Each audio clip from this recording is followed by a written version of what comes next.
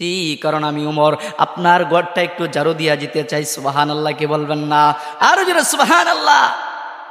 আপনার ঘরটা আমি ওমর একটু ঝাড়ু দিয়া দিতে চাই। বলে আর কি করবা? বলে আপনার রুটির খামির আমি ওমর বানায় দিতে চাই, আপনার এমনি করে রুটি প্রস্তুত করতে চাই, ঝর্ণা থেকে কলসি দ্বারা আপনার জন্য পানি এনে দিতে চাই।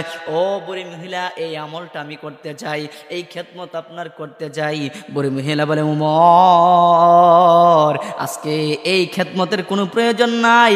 আজকে যেই খাবার প্রয়োজন ছিল, যতটুকু পানির প্রয়োজন ছিল, আজকে ঘর পরিষ্কার করার যতটুকু ছিল, এক ব্যক্তি এসে করে দিয়ে গেছে। সুতরাং তোমার যদি করতেই হয়, তোমার যদি করতে মনে চায়, তাহলে তুমি আগামী কালকে চলে এসো। সুবহানাল্লাহ। হযরত ওমর কি বললেন?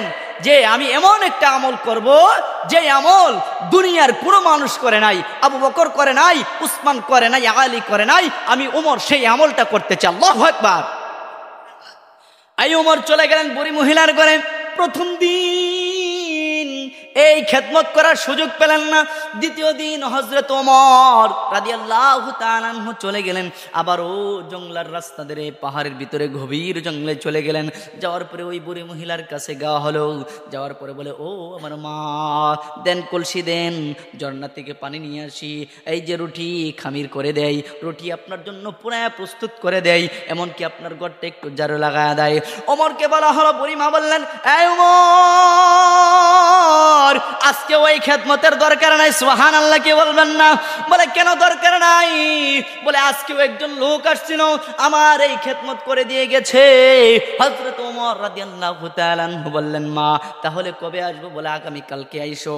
আবার তৃতীয়বারের মতো হযরত ওমর রাদিয়াল্লাহু তাআলা আনহু পাহাড়ের রাস্তা ধরে ঘিরিপথে জঙ্গলার ভিতরে দিয়ে আবারও পাহাড়ের ভিতরে চলে গেলেন বুড়ি মহিলার ঘরে। 3 দিনের মাথায় যখন গেলেন, ওই বুড়ি মাকে জিজ্ঞাসা করা হলো, ও আমার মা, দেন রুটি দেন, খামির করে দেয়, রুটি পুরায়া প্রস্তুত করে দেয়, আপনার ঘরটা ঝাড়ু লাগা দেয়, কলসিটা দেন, ঝর্ণার ভিতর থেকে পানি নিয়ে আসি। বুড়ি মা বললেন, ও ওমর, আজকে ওই খেদমতের কোনো প্রয়োজন নাই, আজকেও এক ব্যক্তি এসে ওই সমস্ত কাজগুলো করে দিয়ে গেছে। সুবহানাল্লাহ। তখন ওমর রাদিয়াল্লাহু তাআলা আনহু বলে, কি ব্যাপার? যে আমলটা আমি করতে চাইলাম, সেই আমলটা কে করে? তাকে আমার একটু দরকার আছে, দেখা দরকার আছে। কথা বলেন ঠিক কিনা? বলে, ও আমার মা, আপনি জানেন কি তার পরিচয়? কোথায় তার বাড়ি? কোন গ্রামে, কোন শহরে, কোন সন্তানে, কোন বাবার সন্তান, কোন মায়ের সন্তান আপনার খেদমতগুলো করে?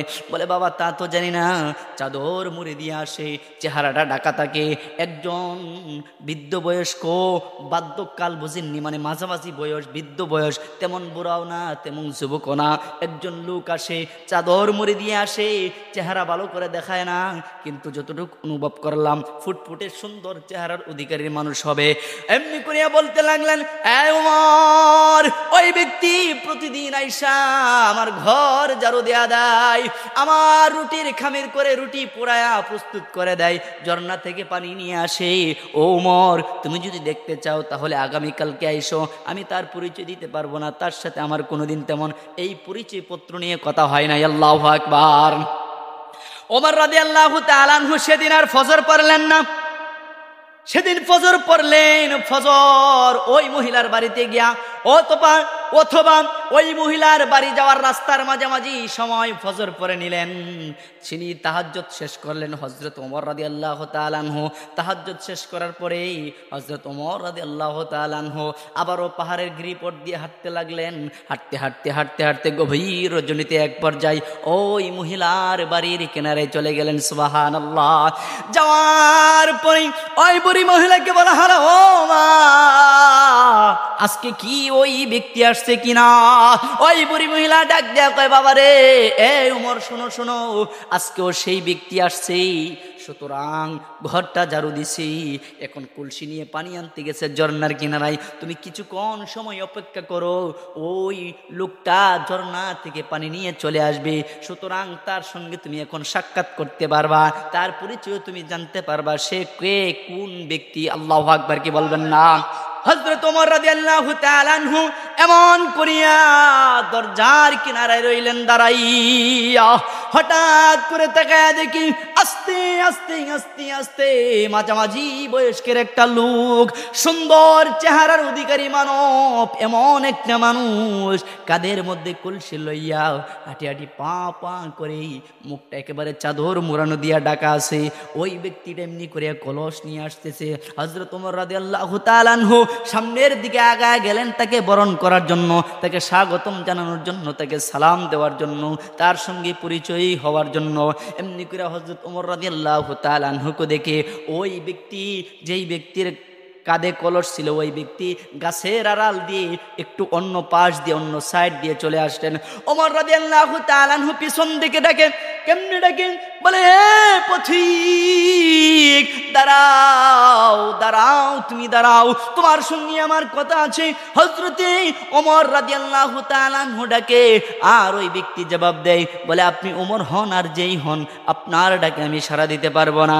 এমনি করে ওমর রাদিয়াল্লাহু তাআলা আনহুর রাগে একটু রাগান্বিত হয়ে গেলেন, যার ব্যাপারে নবী কয়, ওমর যদি কোনো রাস্তা দিয়ে হাঁটে, শয়তানও ওই রাস্তা দিয়ে হাঁটে না। সুবহানাল্লাহ, কি বলবেন না? আমি ওমরের ব্যাপারে নবী এই কথা কয়, আর আজকে আমার কথা বায়োডেট করে, আমার কথা, আমার ডাকে সাড়া না দিয়ে আসে, আমাকে ক্রসিং করে, আমাকে পাস করে, আমাকে আড়াল করে সে কলসি নিয়ে চলে যাই।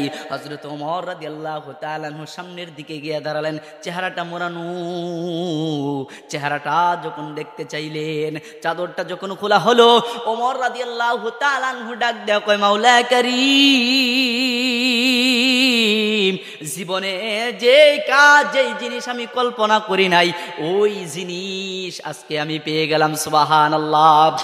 ওমর রাদিয়াল্লাহু তাআলা আনহু বলে, মাওলা কারীম, কি দেখলাম, এটা কি দেখলাম, যেই জিনিস আমি কল্পনাও করি নাই, যেই কাজ আমার কল্পনার বাহিরে ছিল। আমি চাইছিলাম এমন একটা আমল করব, যে আমল আবু বকরের মাঝে থাকবে না, যে আমল উসমানের মাঝে থাকবে না, যে আমল আলীর মধ্যে থাকবে না। কিন্তু আমি ওমর রাদিয়াল্লাহু তাআলা আনহু দুনিয়ার জমিনে, দুনিয়ার জিন্দেগিতে যত আমল করেছি, একটা আমলও আমার ভাই, আমার নবীর সাহাবী হযরতে আবু বকরের চেয়ে উপরে উঠতে পারি নাই। সুবহানাল্লাহ। এত দেখা যায় সেই সাহাবী নবীর আবু বকর। হযরত ওমর রাদিয়াল্লাহু তাআলা আনহু বলেন, ও ভাই, তুমি এখানে কেন? আবু বকর সিদ্দিক ডাক দেয়া কয়, ও নবীর সাহাবী ওমর, আজকে খোলাফায়ে রাশিদিন হলাম আমি, আজকে খলিফাতুল মুসলিমিন হলাম আমি। দুনিয়ার রাষ্ট্র আমার হাতে, দুনিয়ার দেশের আইন কারণ আমার হাতেই।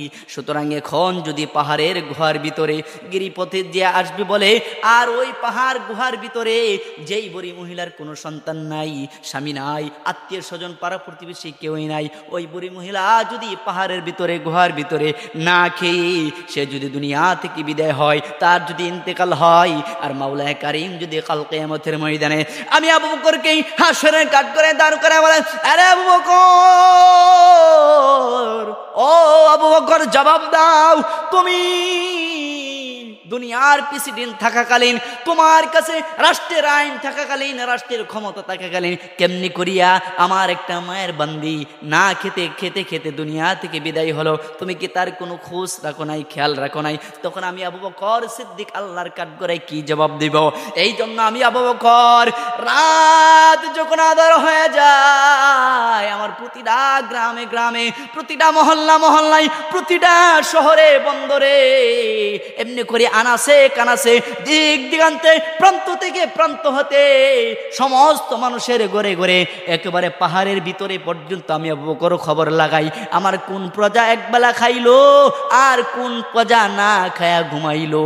আমি আবু বকর রাতের বেলায় চাদর মুড়ি দিয়া এই খোঁজ খবর নেই, আর যার ঘরে খাবার থাকে না, আমি আবু বকর আমার নিজ হাতে তার ঘরে খাবার পৌঁছায় দেই। সুবহানাল্লাহ। তাহলে এরকম রাষ্ট্র আমার আপনার কায়েম করা, এরকম রাষ্ট্রের পরিচালনা করা দরকার আছে না নাই? আল্লাহ পাক রব্বুল আলামিন